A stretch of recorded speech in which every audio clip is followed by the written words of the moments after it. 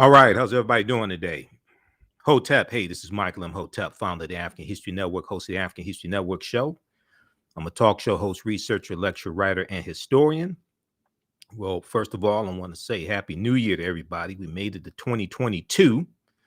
Today is January 1st, 2022.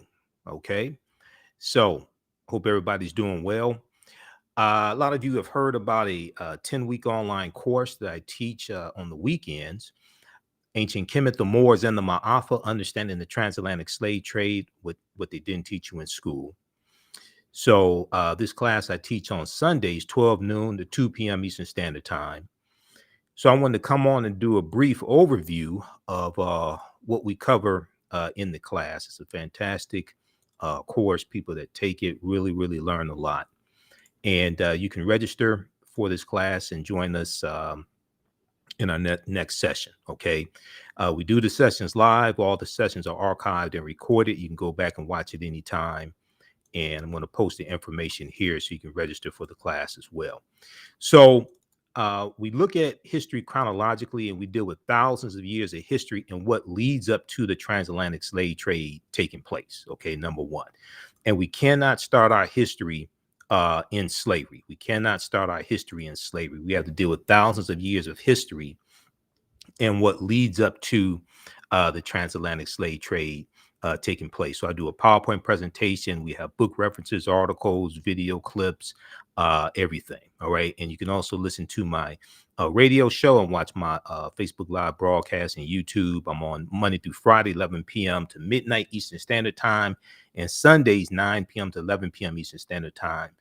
The African History Network show on 9:10 a.m. the Superstation, WFDF here in Detroit. Follow me on my Facebook fan page, The African History Network, and my YouTube channel, Michael Imhotep, Imhotep, because we broadcast there as well. So here's some of the things that we deal with in the online course, okay? And we deal with archaeological discoveries, ancient African history as well. And we look at what leads up to the transatlantic slave trade taking place. So we look at what was the transatlantic slave trade? What were some of the events that led up to the transatlantic slave trade starting? What role did Christopher Columbus play in the transatlantic slave trade and the spread of it? Because Columbus is crucial and central to laying the foundation for slavery, racism, capitalism, and the exploitation of indigenous people. Even though the transatlantic slave trade basically starts about 1441, before Columbus set sail on his first of four voyages that he set sail on August 3rd, 1492.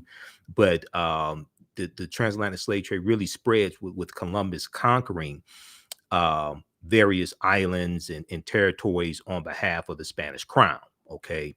Haiti, Hispaniola, and we know the western third of the island of Hispaniola is where Haiti is. Panama, Honduras, the Bahamas is where he lands August 3rd, 1492. He calls it San Salvador. So we deal with Columbus, and we look at things like the Asiento de Negros, which really helped the transatlantic slave trade to spread. We look at when did Africans first come to the U.S. as slaves? Did Africans sell themselves into slavery? We deal with that complicated history. Were African people in the Americas before the slave trade? Yes, we were. And this was our land stolen from us. If we look at some of the work from one of my friends, Dr. David Imhotep, who wrote the book, The First Americans Were Africans, Documented Evidence, we can see that. And this is, I've interviewed him probably about 13 times now. And this is something that we deal with in the class also. We look at archaeological discoveries that are causing scientists and paleontologists and archaeologists to rethink everything. And also, we look at the African presence in the Americas going back tens of thousands of years. And on page, his book came out in 2011, The First Americans Were Africans, Documented Evidence. Page 11, he deals with evidence discovered in Allendale County, South Carolina, by Dr. Albert Goodyear, who's an archaeologist at the University of South Carolina.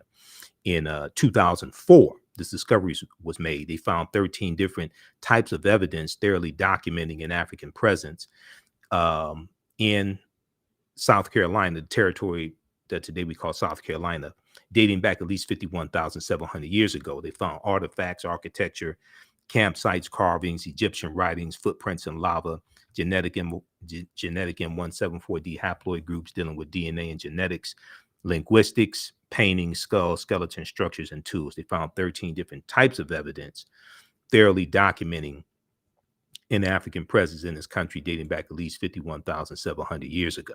Okay, so we have to look at the archaeological discoveries as well that are causing the scientists and archaeologists to push the timelines back. We look at things like, so we look at the African presence here in the Americas going back tens of thousands of years. We look at the 800-year occupation of Europe by the Africans known as the Moors, who take the teachings from ancient Kemet, ancient Egypt, and the Nile Valley region of Africa into Europe. These teachings are going to bring Europe out of the Dark Ages, and it's going to be to our detriment. Everything we taught them, it comes back to kick us in the behind. We look at shocking archaeological discoveries that are causing experts to rethink everything. Insurance companies that took out insurance policies on slave ships and enslaved Africans on the plantations as well. And, you know, one of the insurance companies early on, founded in 1845 in the New York area, was the Nautilus Mutual Life Insurance Company. And for the first 3 years, they sell about 500 policies on African slaves on plantations. And then they're going to change their name to the New York Life Insurance Company. Okay.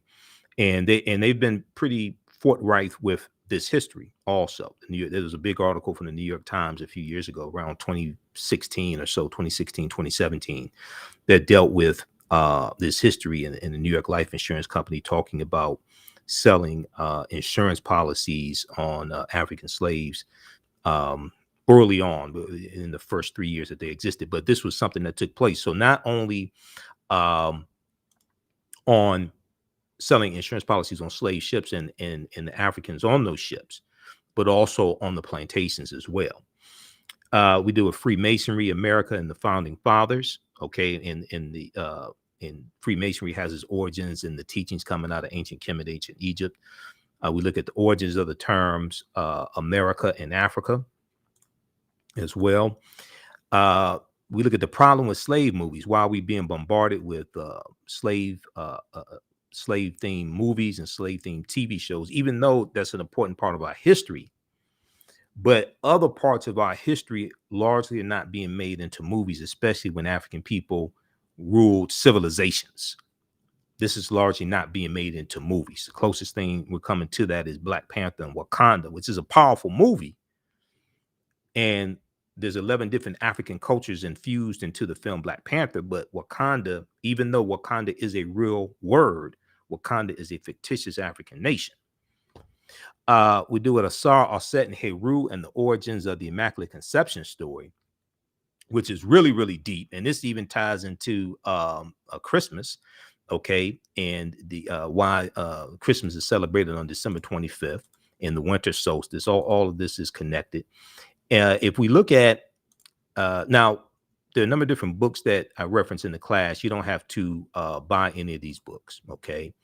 And if we look at Asar, Aset, and Heru, who the Greeks called Osiris, Isis, and Horus, two of the books that I use are Egypt on the Potomac by Tony Browder and Nile Valley Contributions to Civilization by Tony Browder. Those are just two of the books. Christopher Columbus and the African Holocaust, Slavery and the Rise of European Capitalism by Dr. John Henry Clark is another book as well. But if you look at this here, dealing with Asar, Aset, and Heru, and Aset, who the Greeks called Isis, wife of Asar, mother of Heru, and Asar is going to be resurrected after he's killed by his brother Set, and his body cut up into 14 pieces. 13 of the pieces are recovered. The 14th piece, the phallus, is not recovered. So a tekken, or what the Greeks call an obelisk, is erected as a symbol of resurrection, and that 14th piece that was not recovered.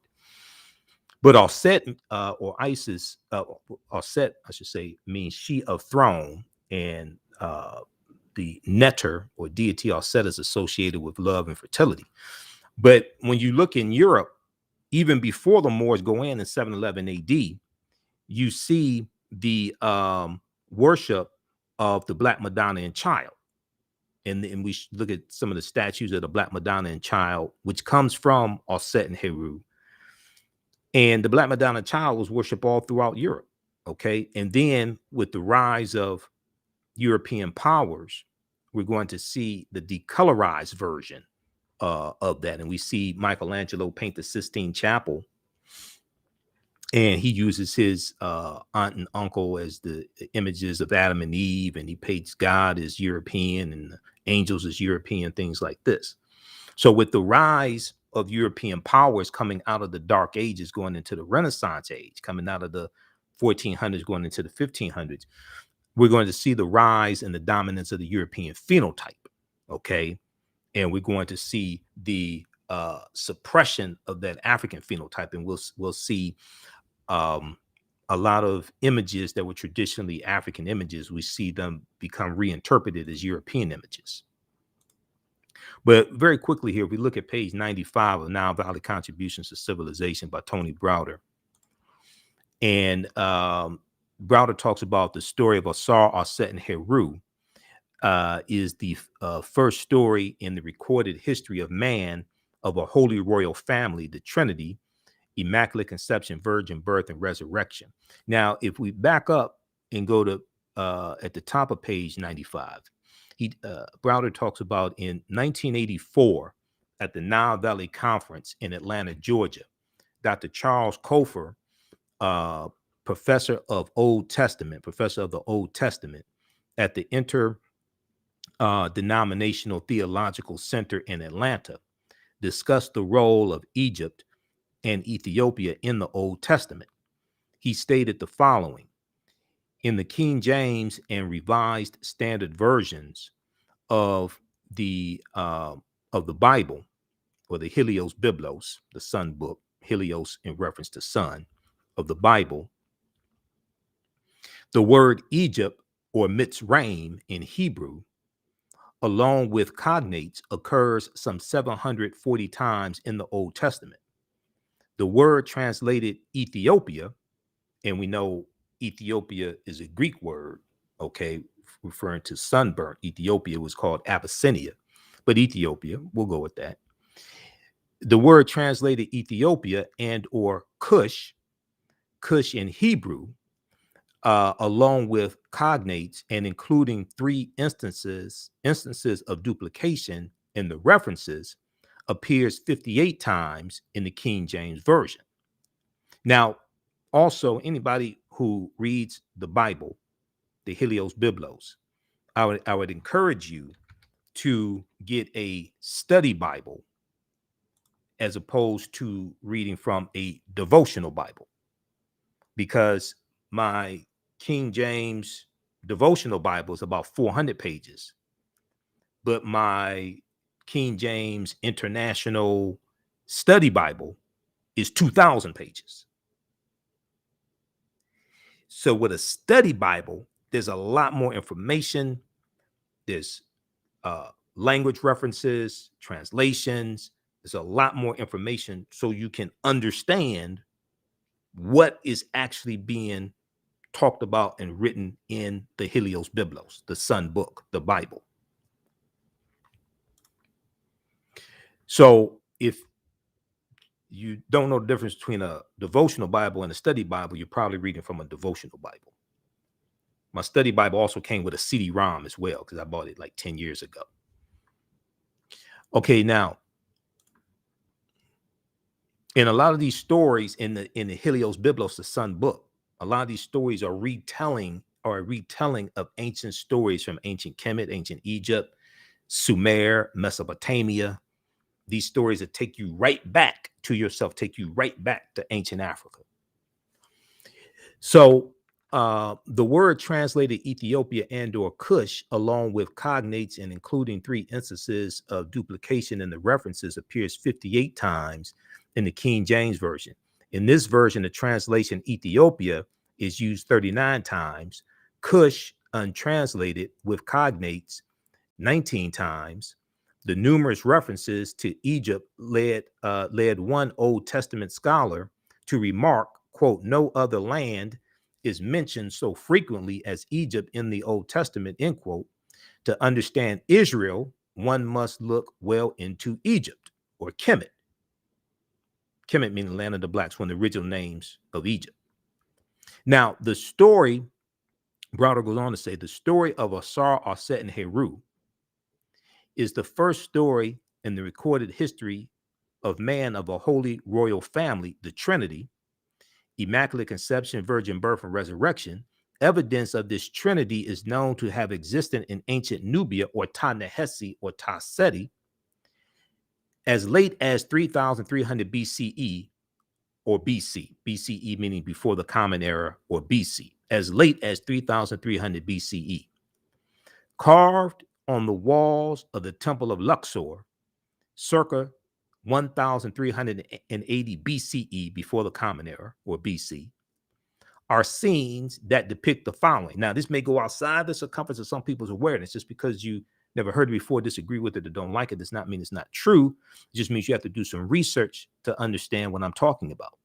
So these scenes are depicted here in the Temple of Luxor, circa 1380 BCE. The Annunciation. So down at the bottom, you see the panels. So we see the Annunciation. We see the Netta Dehuti,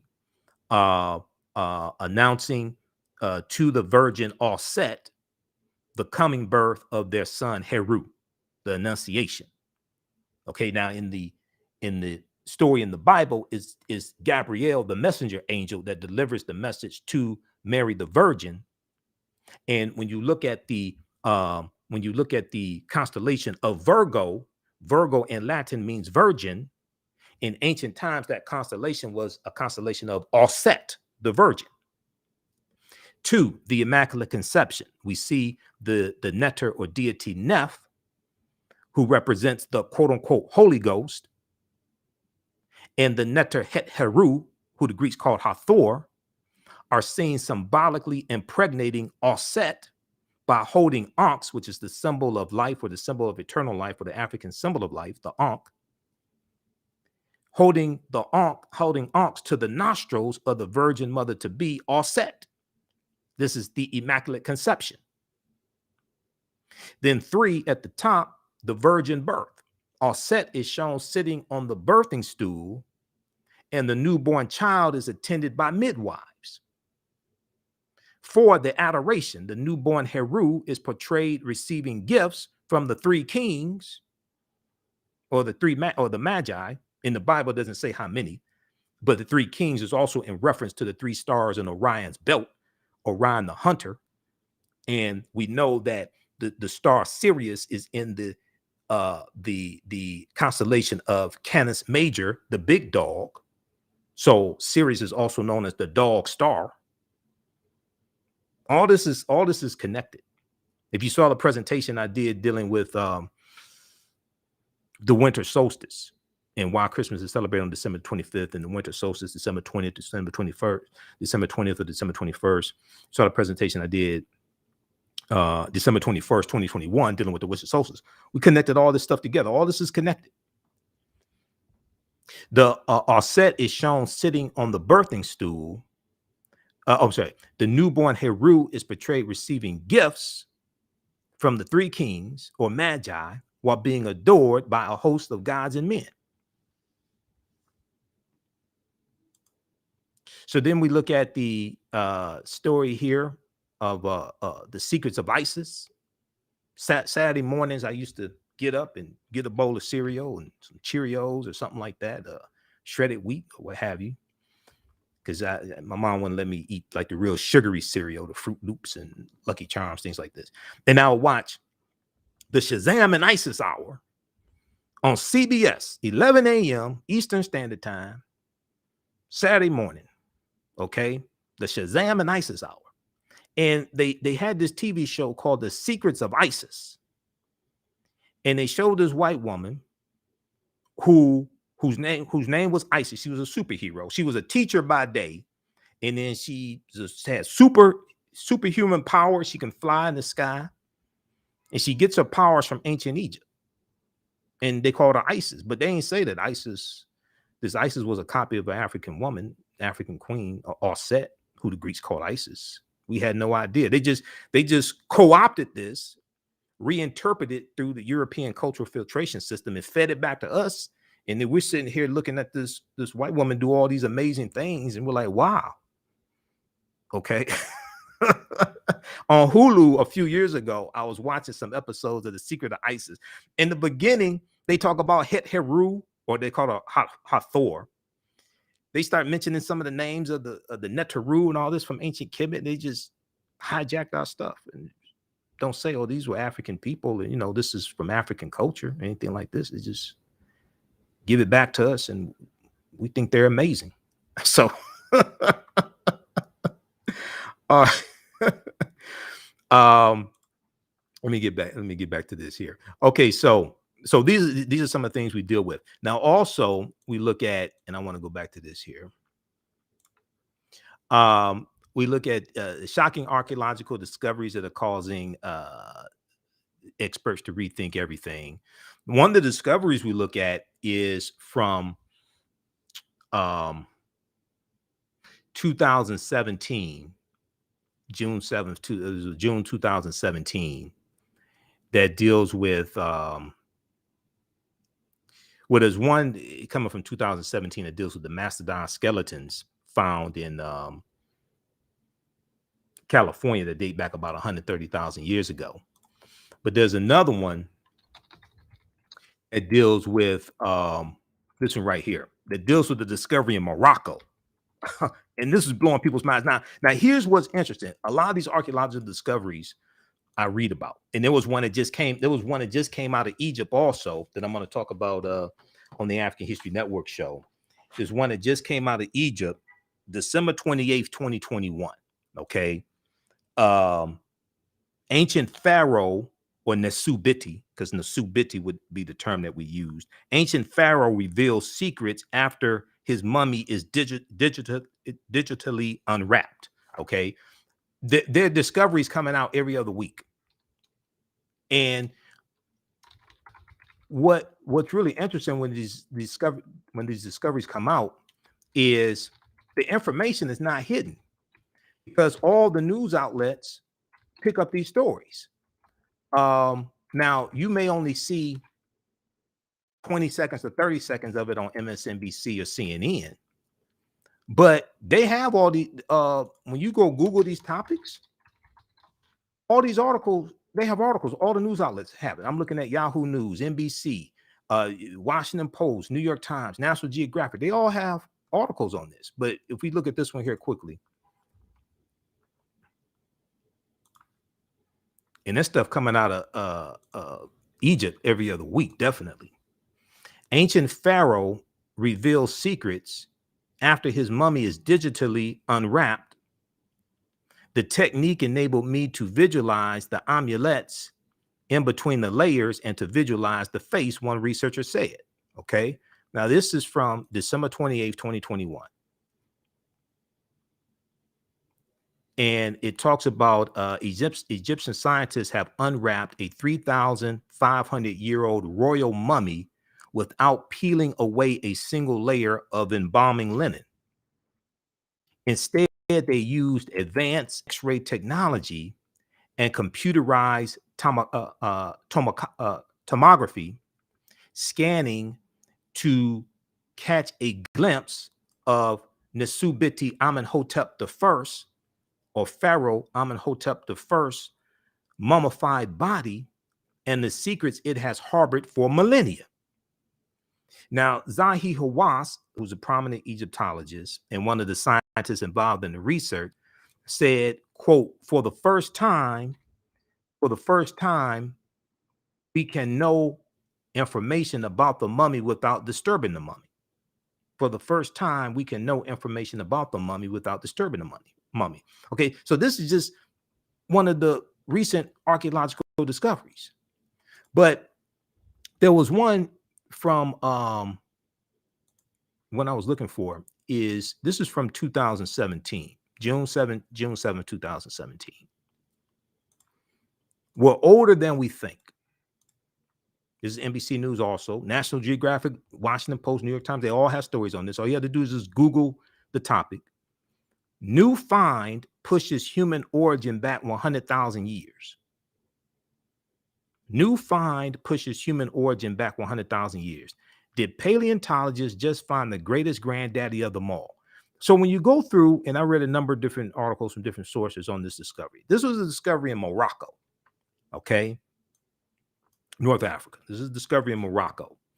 New discoveries at a rich site in Morocco show modern humans were hunting and probably cooking game animals 300,000 years ago, 100,000 years earlier than scientists have believed until now. Because all this stuff is much older than we've been told that it is. Site near Morocco's coast and the city of Marrakech has always yielded interesting human remains, but they had been dated to around 40,000 years ago. New discoveries and new dating methods show that, in fact, many of the bones belong to modern Homo sapiens, modern man, Homo sapiens, and they lived as far back as 300,000 or 350,000 years ago. Now, the earliest previous Homo sapiens bones date back 195,000 years ago, and they're from clear across the continent in modern-day Ethiopia. Taken together, the findings show modern humans were dispersed across Africa long before anyone ever thought. So, as I've said numerous times before, the deeper they dig, the blacker the planet gets, the more research they do, the older we get. The deeper they dig, the blacker the planet gets, the more research they do, the older we get. And when you go read about these archaeological discoveries, and I've read about a lot of them because we deal with them in the class. The scientists are saying we have to rethink everything. They're saying we have to push the timelines back, and they said we have to start looking in places for evidence that we didn't think to look at before. And this coincides with a lot of research from Dr. David Imhotep that deals with, the African presence in the Americas dating back tens of thousands of years ago, things like this. Okay. And then there's new evidence that came out of Brazil a few years ago. New York Times had an article about this, pushing the African presence in Brazil going back about 100,000 years ago. All right. How's everybody doing? Everybody share this broadcast on your social media platforms. If you're just tuning in, I'm Michael Imhotep, founder of the African History Network, host of the African History Network show. I'm a talk show host, researcher, lecturer, writer, and historian. And we're doing a brief overview of a 10-week online course that I teach called Ancient Kemet, the Moors, and the Ma'afa, Understanding the Transatlantic Slave Trade, what they didn't teach you in school. Okay. You can register for it at our website, AfricanHistoryNetwork.com, AfricanHistoryNetwork.com. Right on the homepage, we have the information. And I teach this class on Sundays, 12 noon to 2 p.m. Eastern Standard Time. Then also on Sundays, that's on Sundays. And on Saturdays, I teach from the Civil War to the Civil Rights Movement and Black Power, 1865 to 1968. We have a special bundle pack right now where you can register for both classes for only $70. They're regularly $130 each. Okay. And we'll post the link here again. I do a PowerPoint presentation. We have book references, articles, video clips, all that in the class. Even after you can watch, we do the sessions live. All the sessions are archived and recorded. You can go back and watch it anytime. So a year from now, if you want to go back and watch like January 2023, if you want to go back and watch the entire class, you can do that. You'll have full access to it. Okay. This is also something good you can use with your children. I would say the content is PG-13. Okay. It's not crazy. I don't do a lot of cursing and things like this. It's not overly graphic or anything like that. Okay. But yeah, you can use this with your children also. It's very engaging. We have a live text chat in class, so you can ask questions. You can see me in class. I can't see you. So it's not like a Zoom call for work. You don't have to worry about seeing, being seen in class or anything like that. Okay, some other things we deal with, the link between ancient Kemet and the link to ancient Kemet or Egypt and early Christianity, Freemasonry in America, the fake Willie Lynch letter 1712, because Willie Lynch never historically existed. The Willie Lynch letter has been proven to be a fraud. Professor Manu Pym has done a lot of research on this. I've interviewed him a number of times. Professor Manu Pym out of California, Contra Costa College in California. And also I've done a couple lectures on this as well. And the letter was written about 1970 by Dr. Kwabena Ashanti. So we have to study real history. This language, there are words in the Willie Lynch letter that didn't even exist in the early 18th century. And the syntax structure of the English language coming from England was different than the language that was used, the syntax structure of the language in 1970 in the US. We also do with the African influence in the film Black Panther, because there are 11 different African cultures that we see represented in the film Black Panther also. Okay. Now, I talked about, and this information here is really important because, one, the attack we see on critical race theory and this false concept by many Republicans of what critical race theory is. They've just lumped everything that they don't like dealing with race and racism and teaching of slavery and white supremacy and things like this in schools. They just lump this under a banner that they call critical race theory. It's not really critical race theory. Critical race theory is not basically taught in K through 12 schools. It's taught in graduate schools and law schools mainly. It's taught some in undergraduate level, but mainly in law schools and graduate schools. It's a legal analysis. But this article right here, this is from, which one is this? This is from August. I mean, this is from March 2nd, 2021. Mock slave auctions, racist lessons, how U.S. history class often traumatizes, dehumanizes Black students. Okay. And then this one here also, Republican state lawmakers want to punish schools that teach the 1619 project. So we see the attack on the 1619 project. We see the using critical race theory to reduce what can be taught about slavery and racism and even the civil rights movement. Some of these crazy laws coming out of these states, especially southern states. This was a good article here from the New York Times. 60% of Americans know little or nothing about Juneteenth. This is from June 2021. 60% of Americans know little or nothing about Juneteenth. And even what a lot of African Americans know about Juneteenth, it really needs to be corrected because the Emancipation Proclamation did not free the African slaves. It's going to be the 13th Amendment ratified December 6, 1865. Now, some of the other discoveries we look at, there was a good, of course, we look at African civilizations. We talk about the Khoisan, who Dr. David Imhotep deals with, and they have the oldest DNA on the planet. The Khoisan were here in this land we call the United States of America at least 51,700 years ago. That was the discovery that Dr. Albert Goodyear made. This is an article from ScienceDaily.com. And it deals with Dr. Albert Goodyear's discovery. Now, this article is from November 18th, 2004. New evidence puts man in North America 50,000 years ago. Now, you can still go read this article. ScienceDaily.com is a scientific website. They talk about scientific discoveries and archaeological discoveries, things like this. The article's still there. You can go read it. Okay. It's almost 20 years ago. Here is a summary of what the article says. Now, this is not my summary. This is the summary from ScienceDaily.com.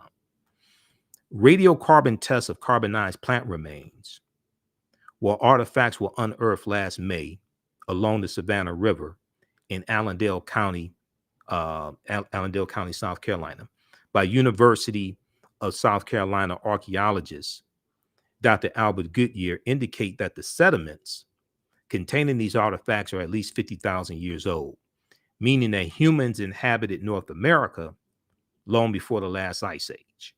Okay. And this is Dr. Albert Goodyear. He's a white archaeologist. Now, he gets attacked by the establishment archaeologists because his research and what he discovered is being suppressed and really challenged, because this goes against the Clovis culture discovery in New Mexico, that the oldest human oldest evidence of humans in North America is the Clovis culture, which dates back about 13,000, 14,000 years ago.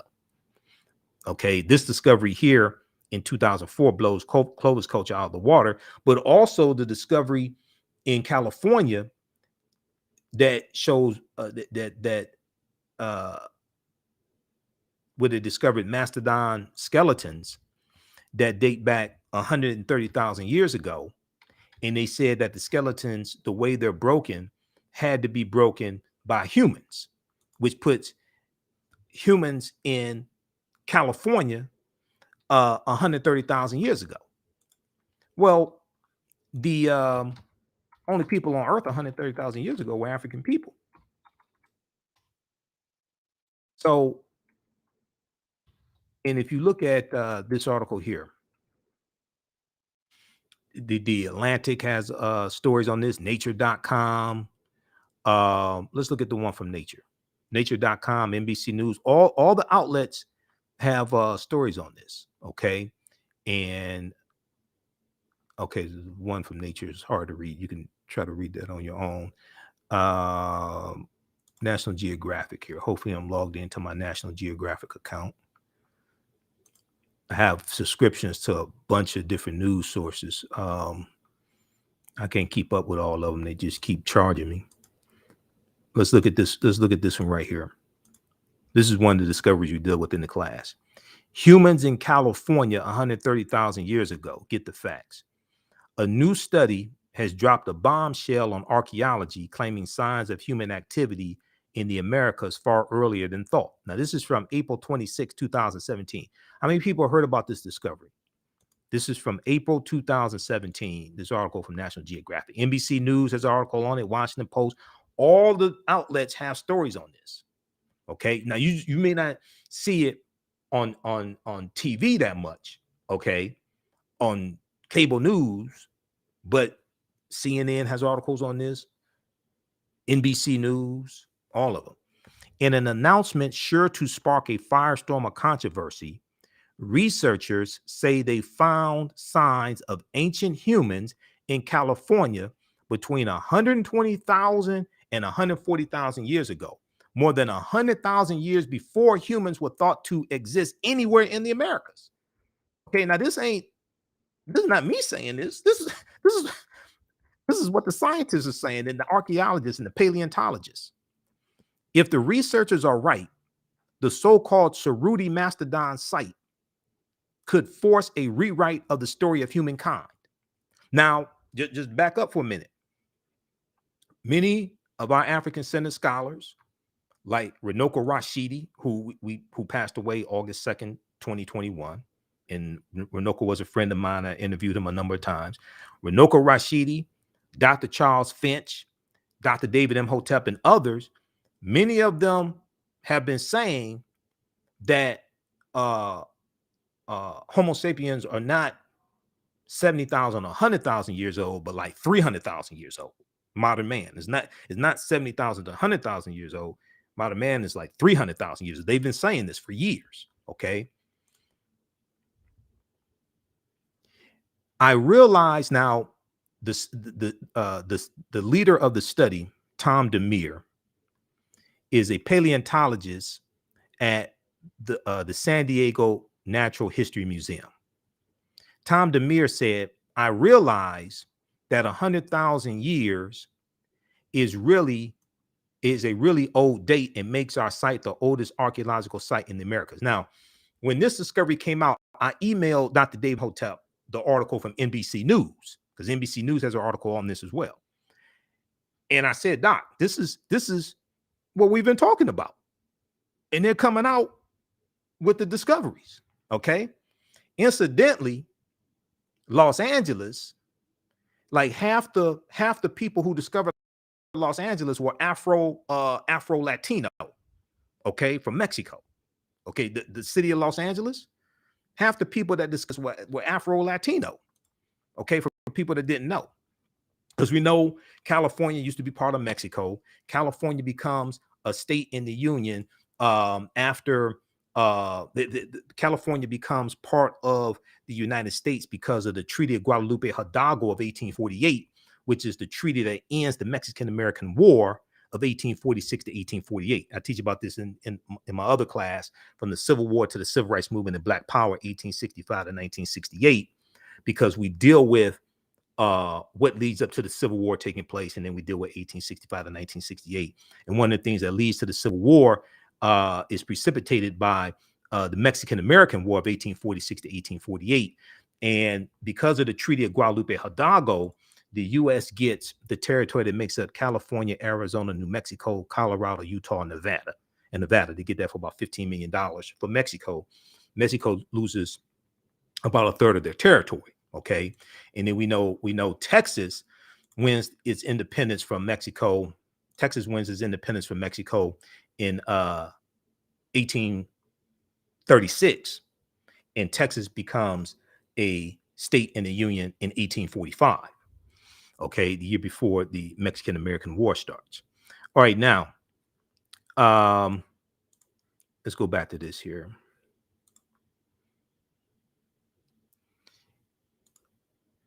Okay.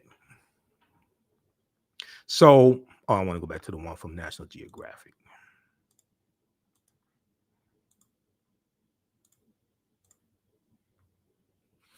All right.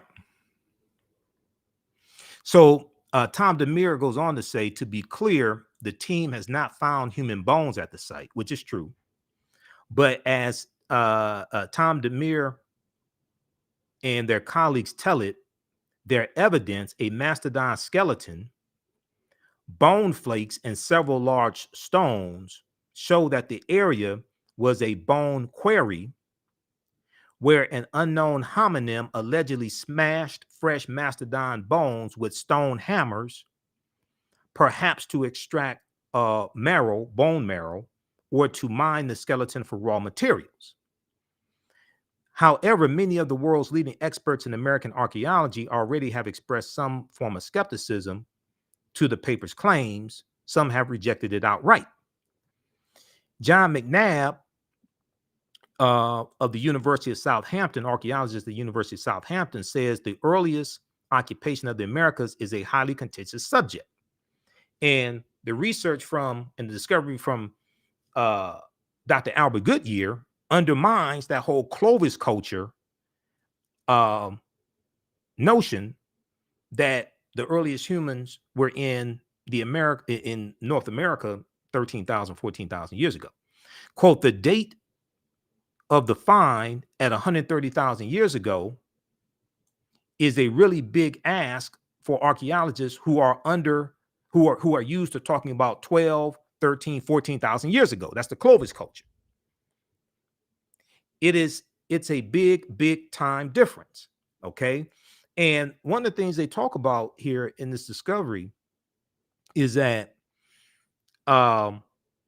scientists, paleontologists who are experts in differentiating between when they're experts in differentiating between what mastodon skeletons look like smashed by humans against smashed other ways. Okay, I didn't even know that existed, but that's what that discovery deals with. All right, so these are some other things that we deal with in the class, and we go throughout history. It's a 10-week online course. Like I said, we do the sessions live. All the sessions are archived and recorded. You can join us live, or you can watch them anytime. You can watch from around the world. This discovery right here was one that the New York Times wrote about in 2010 on Crete, new evidence of very ancient mariners. This article is from February 15th, 2010. Okay. And that's why we, in the class, we go through and look at this history chronologically in like 50,000 years and look at the history chronologically. And we have to look at these archaeological discoveries, and we look at things that lead up to the transatlantic slave trade taking place, then go through and analyze the transatlantic slave trade. On Crete, new evidence of very ancient mariners. Now, this is from New York Times, February 15, 2010. You can go read the entire article. Proper documentation ends all conversation. You don't have to believe a word that I say. You can go research this yourself. Stone tools found on the Greek island of Crete over the course of 2 summers, archaeologists say, are at least 130,000 years old. There's 130,000 years again. Okay. Now, this article I found out from Dr. David Imhotep back in like 2011, and I went and researched this. Okay. There's 130,000 years again in a different discovery.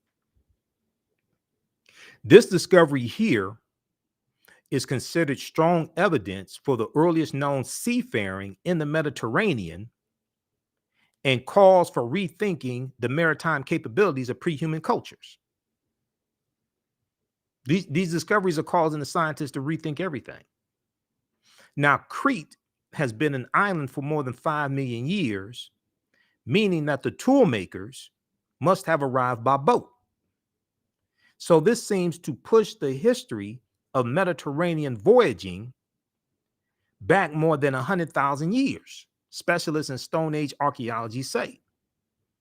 Previous artifact discoveries had shown people reaching Cyprus, a few other Greek islands, and possibly Sardinia no earlier than 10,000 to 12,000 years ago.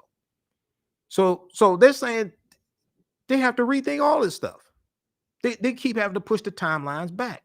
Now, this article is 12 years ago.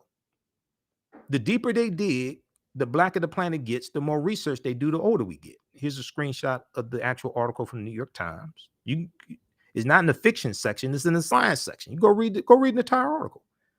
On Crete, new evidence of very ancient mariners. Okay. All right. And then we deal with discoveries like Tanis Heraklion, the lost city of Egypt that was revealed in 2013. Okay.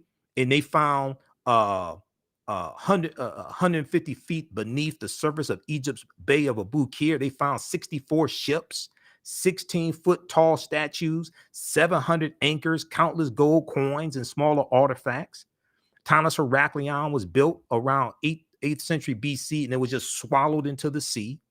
These are some of the statues they found buried at the bottom of the sea from Tanis Heraklion. When we deal with, I talked a few minutes ago about the Tekken that the Greeks called an obelisk. The Washington Monument is a Tekken because we know that 50 of the 56 signers of the Declaration of Independence were Freemasons, and we know that the foundation of Freemasonry comes from the teachings from ancient Kemet, from the mystery systems in ancient Kemet. The word Mason is derived from the Latin words mass and sun. Mason means child of light and expresses the desire to pursue light, which is a metaphor for the sun, which symbolizes knowledge. The term child of light or sons and daughters of light was first used to identify students who had completed 42 years of study in the temples of ancient Kemet, ancient Egypt. Many Masonic temples were modeled after the temples of ancient Kemet, places where light or knowledge was imparted in a series of steps or degrees. Because like when you read Stolen Legacy by George G.M. James, he talks about the liberal arts, and the concept of liberal arts colleges comes from the 7 liberal arts taught in the mystery schools in ancient Kemet, the rhetoric and the logic and arithmetic, things like this. The concept of getting your credentials in a series of degrees comes from ancient Kemet: associate's degree, bachelor's degree, master's degree, PhD. Right? So when we go back and study all this, this takes us right back to who we are. This reconnects African people to who we are, to our history and culture. Read pages 18 and 32 of Egypt on the Potomac by Tony Browder. That's one of the books we use in the class. You don't have to buy any of these books to follow along in class, but these are some of the books that we use in class. And once again, so we have the class on sale right now. So this class meets on Sundays, 12 noon to 2 p.m. Eastern Standard Time. Ancient Kemet, the Moors, and the Ma'afa, understanding the transatlantic slave trade, what they didn't teach you in school. And you can visit our website, AfricanHistoryNetwork.com. You can register right here for it. It's right on the homepage. And as soon as you register, you can start watching the content. You can watch the class from last week. We do the sessions live. All the sessions are archived and recorded. You can go back and watch it anytime. Even a year from now, you can go back and watch the entire class. Okay. The classes are regularly $130. We have a special bundle pack for a limited time only, so you can register for both of the online courses that I teach. Ancient Kemet, the Moors, and the Ma'afa, understanding the transatlantic slave trade, what they didn't teach you in school, what we did with thousands of years of history, and what leads up to the transatlantic slave trade taking place. And then the other class I teach on Saturdays, 12 noon to 2 p.m. Eastern Standard Time, from the Civil War to the Civil Rights Movement and Black Power, 1865 to 1968. Okay, this second class picks up where understanding the transatlantic slave trade leaves off. Okay, and I've been teaching understanding the transatlantic slave trade. I've been teaching that class going back to 2017, on and off since 2017. And there's so much information in that class. I didn't have the time to adequately deal with the period of time of 1865 to 1968 like I really wanted to. So I had to create the second class. And from the Civil War to the Civil Rights Movement and Black Power, each class we go through and analyze approximately a 10-year to 15-year period of history each class. Okay, to really see what happened after slavery ended, what happened after Reconstruction ended, Reconstruction 1865 to 1877. To understand the laws and policies put in place to put us in the predicament we're in right now, to understand where we need to go from here. And when we see what takes place in Reconstruction ending, and we see the Jim Crow laws put into place and the state constitutions being rewritten in the 1890s, like with Mississippi, November 1st, 1890, Mississippi adopts their new state constitution that imposes poll taxes and literacy tests. And this becomes known as the Mississippi Plan, and it's adopted by other southern states. Okay. South Carolina, 1895, Louisiana, 1898, Alabama, 1901. We see Georgia and Virginia, Oklahoma. All right. And they're attacking and suppressing the African-American vote and taking back control of state legislatures from that many of those state legislatures. It was a biracial Republican Party that was in control of those state legislatures. All right. And the same thing that happened in the 1890s and early 1900s, we see taking place right now, but it's the Republicans doing this.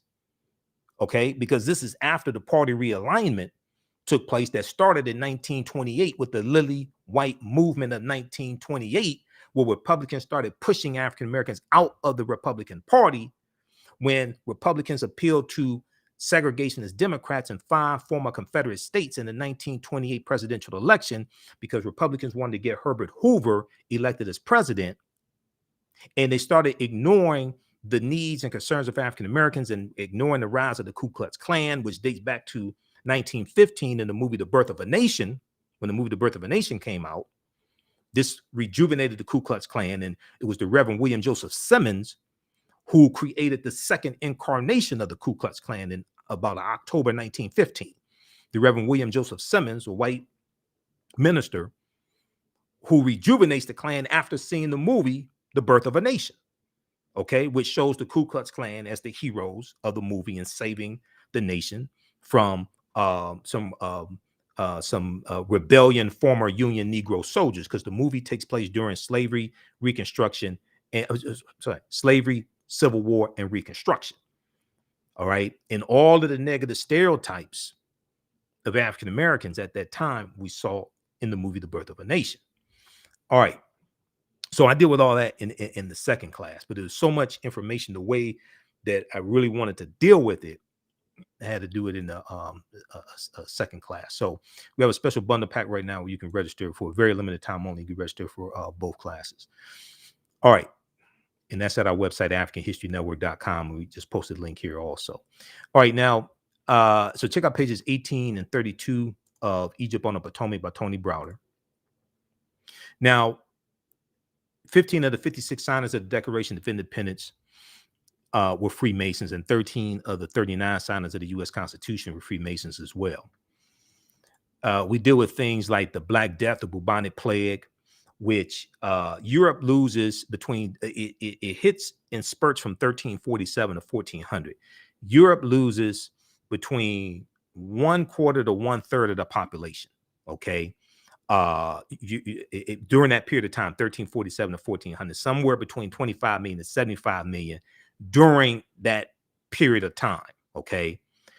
Over the course of 5 years, Europe is going to lose somewhere between 25 to 50 million people over the course of 5 years, from about 1347 to about 1352 or so. One of the worst plagues in history arrived at Europe's shores in 1347, Common Era, 1347 AD. Nearly 700 years after the Black Death swept through Europe, it still haunts the world as the worst case scenario of an epidemic, or for an epidemic. Called the Great Mortality, as it caused its devastation, the second great pandemic of bubonic plague became known as the Black Death in the late 17th century. And these are some of the actual slides from the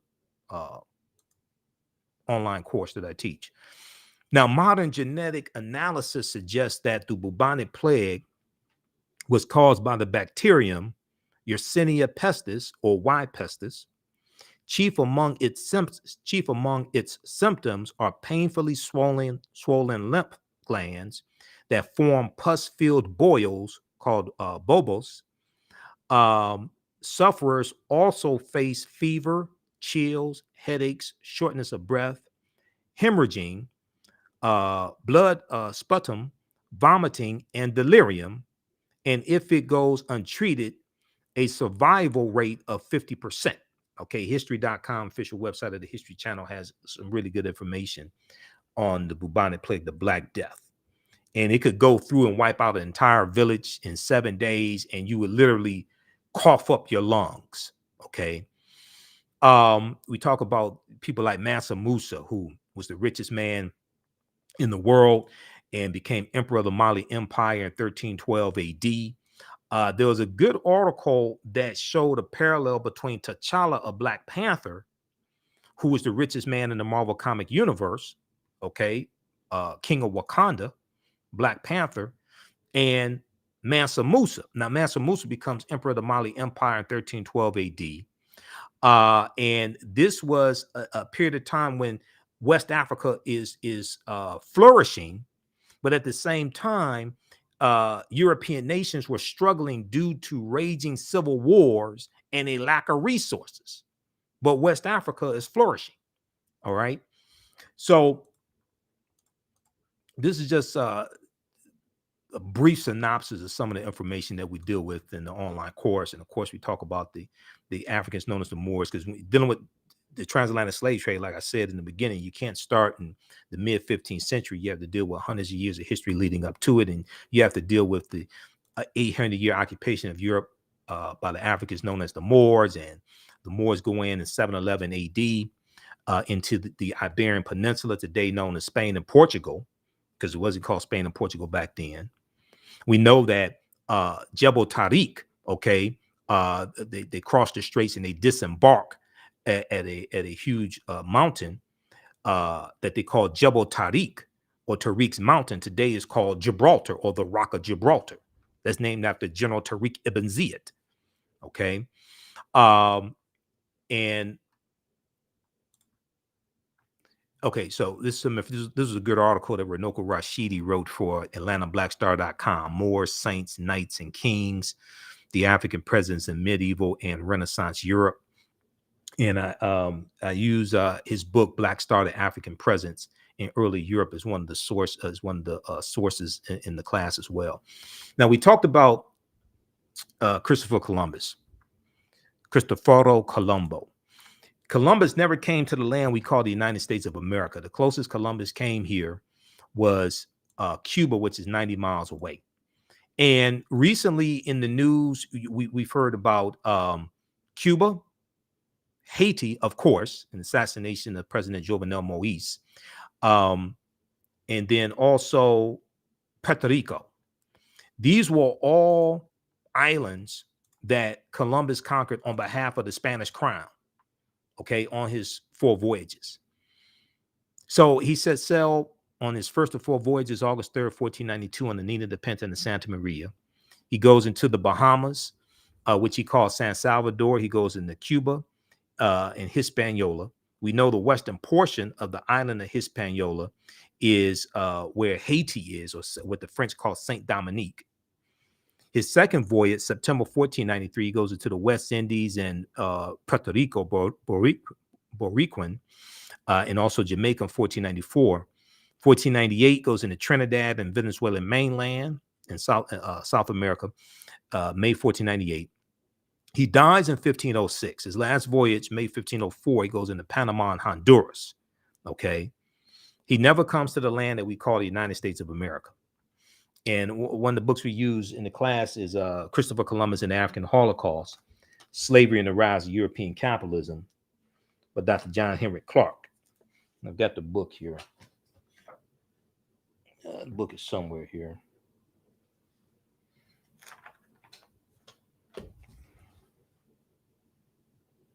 Okay, the book is in one of these stacks here. And I bought another bookshelf, so I've been rearranging things in the office. Oh, here it is here.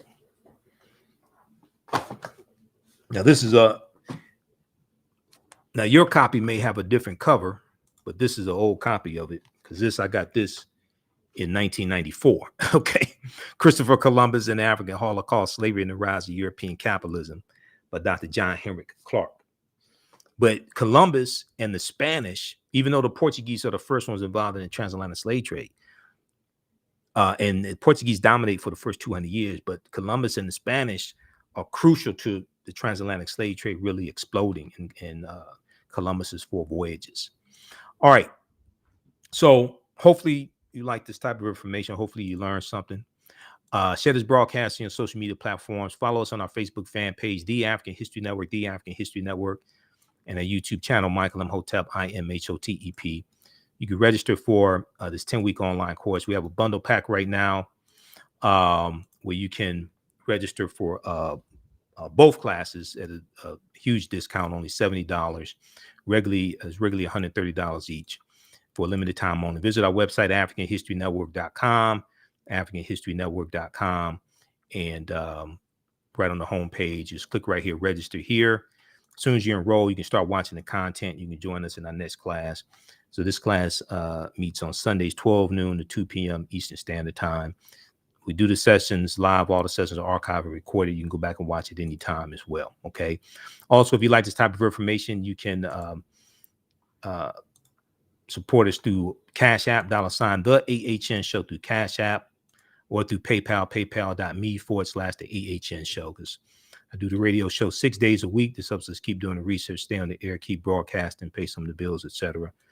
And if you want to pay for the class through Cash App, just email me, and you can do that as well. Okay, email me at ahnshow@africanhistorynetwork.com, ahnshow@africanhistorynetwork.com, or email me through the website, and we can set that up for you also. All right, so and once again, you can use this with your children. And something else that we use in the class is the study from the Southern Poverty Law Center, Teaching Hard History American Slavery. Use a little bit of this as well. This is a good resource. Teaching Hard History American Slavery. This study deals with how the history of slavery is being incorrectly taught in schools all across the country, and it makes numerous recommendations how to better teach the history of slavery. So hopefully you learned something today. Watch my show right here on Facebook and YouTube, and on 9:10 a.m. Superstation WFDF Monday through Friday, and on Sundays the African History Network show.